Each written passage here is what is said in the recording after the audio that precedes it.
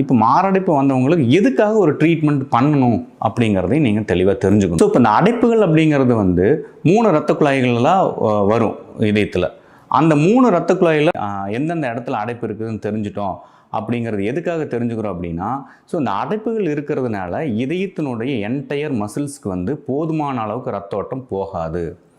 எப்போ ஒரு பர்சனுக்கு 60% மேலே அடைப்புகள் உருவாகுதோ அல்லது அடைப்புகள் இரத்த குழாயில் கிராஸ் ஆகுதோ, அப்போது அவங்க சிம்டமேட்டிக்கான ஒரு நிலைக்கு தள்ளப்படுறாங்க. அவங்களோட ரொட்டீன் அவங்களால செய்ய முடியாத ஒரு நிலைமைக்கு கொண்டு போய் விடுது. அப்போது அவங்க மெடிக்கல் ட்ரீட்மெண்ட்டை தேவை அவங்களுக்கு. ஸோ அந்த மெடிக்கல் ட்ரீட்மெண்ட் அப்படிங்கிறதுல ஒன்றா சர்ஜிக்கலாக நீங்கள் சூஸ் பண்ணிக்கலாம், இல்லை நான் சர்ஜிக்கலாக சூஸ் பண்ணிக்கலாம். ஸோ இப்போ இந்த பைபாஸ் அப்படிங்கிற வேர்டே பார்த்தீங்கன்னா, ஒரு அடைப்பை அந்த அடைப்பை ஒரு மாற்று வழிகளில் நம்ம எடுத்துக்கொண்டு போய் ரத்தத்தை கொடுக்க போகிறோம்.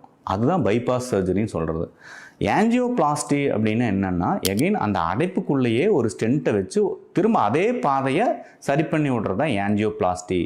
அதாவது ரத்த குழாயை சரிப்படுத்துதல் அப்படின்னு சொல்லுவோம். ஆஞ்சியோபிளாஸ்டிங்கிறது ஒரு லாட்டின் டேர்மு. அதை நம்ம ரத்த குழாயை சரிப்படுத்துதுன்னு சொல்லுவோம். அதை உள்ளே ஒரு ஸ்ப்ரிங் மாதிரி வச்சு அதே அடைச்சி கிடக்கிற ரத்த குழாயை ஓப்பன் பண்ணி அதே இடத்துல திரும்ப ரத்த ஓட்டத்தை கொடுக்குறோம். ஸோ இந்த அறுவை சிகிச்சைகள் மெத்தட் அப்படிங்கிறது இந்த 2 தான். ஒன்று ஹார்ட்டில் கையில் இருந்தோ காலில் இருந்தோ உள்ள ரத்த குழாய் அல்லது இடது பக்கம் மார்புக்கு போகக்கூடிய ரத்த குழாயை வெட்டியோ ஒரு அடைப்பை பைபாஸ் பண்ணுறோம். அந்த அடைப்பை யாரும் எடுக்கிறதில்ல, எந்த ஒரு சிகிச்சையிலும் அடைப்பு எடுக்கிறதில்ல.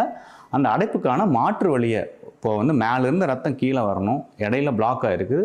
அப்போ இன்னொரு புதிய வழியை நம்ம உருவாக்கி அந்த வழி மூலிமா ரத்த ஓட்டத்தை திரும்ப தடைபட்ட இடத்துக்கு திரும்ப கொடுக்கறது தான் அந்த பைபாஸ் அப்படின்னு நம்ம சொல்லுவோம். இதே மெத்தடில் இஇசிபிங்கிறத நம்ம கொண்டு வரலாம். ஸோ அதுவும் அதே தான். அந்த இஇசிபி சிகிச்சையிலையும் என்ன பண்ணுவோம், இதயம் நிறையா ஒரு நிமிஷத்துக்கு 70லேருந்து 90 டைம் துடிச்சிட்டு இருக்கும். அப்போ துடிக்கிறது என்னென்னா ஒன்றும் இல்லை, நல்ல ரத்தத்தை உடம்புக்கு பூரா கொடுக்கும். உடம்புல இருக்கிற ரத்தத்தை பூரா எடுத்துக்கொண்டு நுரையீரலில் போயிட்டு ஆக்சிஜனேட்டட் பிளட்டாக மாற்றி திரும்ப நம்மளுக்கு ஃபங்க்ஷனிங்க்கு முக்கியமாக தேவையோ அதை பண்ணிகிட்டு இருக்கிறது இதயத்தினுடைய ஒரு பெரிய வேலை.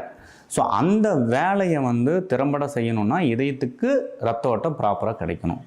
அப்போது அந்த தடைப்பட்ட இடத்துக்கு இயற்கையாகவே இஇசிபி ட்ரீட்மெண்ட் மூலிமா உங்களுக்கு ஆஞ்சியோஜெனிசிஸ் அப்படின்னு சொல்லுவோம். அதாவது புதிய இரத்த குழாயை உருவாக்குதல்ங்கிற ஒரு மெத்தடு நம்ம உடம்புல நடக்கும்.